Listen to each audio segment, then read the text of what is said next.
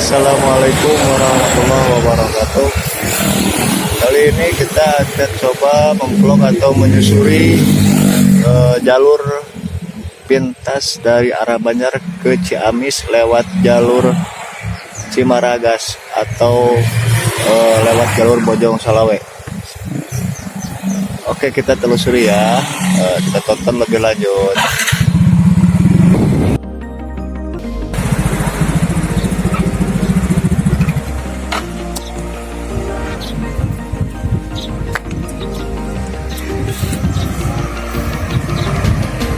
Nah, setelah mentok,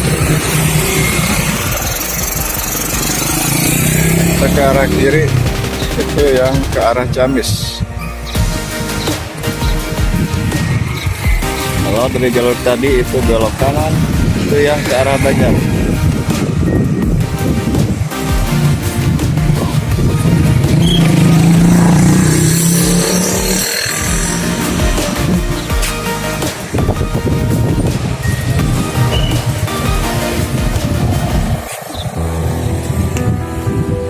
Sekian dulu video atau vlog saya hari ini yang temanya menyusuri jalur pintas dari arah Banjar ke Ciamis lewat jalur Cimaragas. Tetap bahagia, buanglah sampah pada tempatnya, jangan buang mata pada tempatnya. Assalamualaikum warahmatullahi wabarakatuh.